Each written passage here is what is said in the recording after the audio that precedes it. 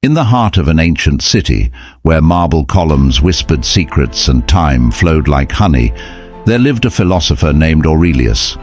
His days were spent in contemplation, seeking wisdom from the whispers of the wind and the rustling leaves. Aurelius was a Stoic, a seeker of truth in the quietude of solitude.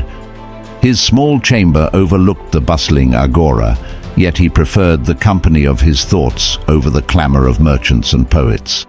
Each morning he would rise with the sun, light a single candle, and sit cross-legged on his woven mat. The city hummed with life, but Aurelius sought the silence within. He believed that true power lay not in the grand gestures of emperors or the clash of swords, but in the stillness of the soul. And so he meditated upon the teachings of Epictetus, the Stoic sage who spoke of inner tranquility amidst chaos. Aurelius observed the world from his window, a mosaic of humanity. The blacksmith hammered iron into shape, the courtesan adorned herself with jewels, and the beggar sought alms. Yet their desires and fears were but ripples on the surface of existence. Beneath it all lay the immutable truth, the impermanence of all things. One day, a young man named Lucius sought Aurelius's counsel. His heart was heavy with grief, for he had lost his beloved to a fever.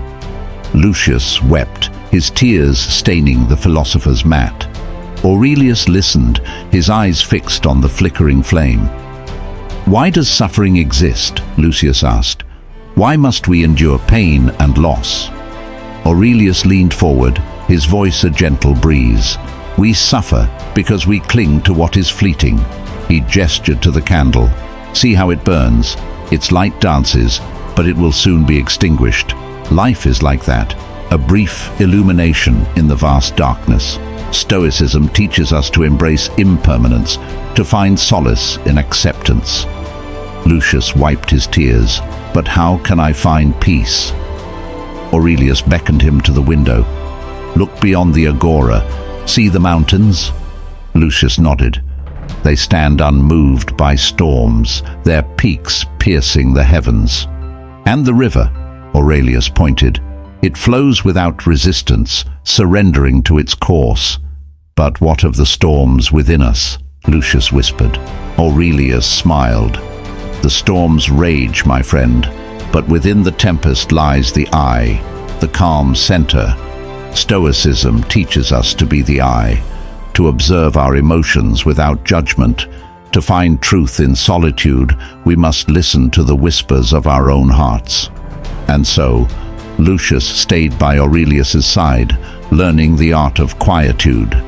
They sat together, two souls seeking wisdom, as the sun painted the sky in hues of gold and indigo.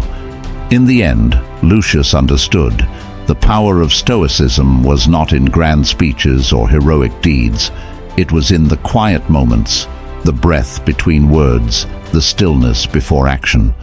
Aurelius had found truth in solitude, and Lucius vowed to do the same.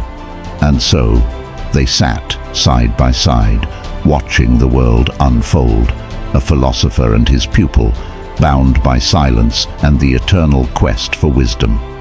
Note: this fictional story draws inspiration from the principles of Stoicism and the wisdom of Marcus Aurelius.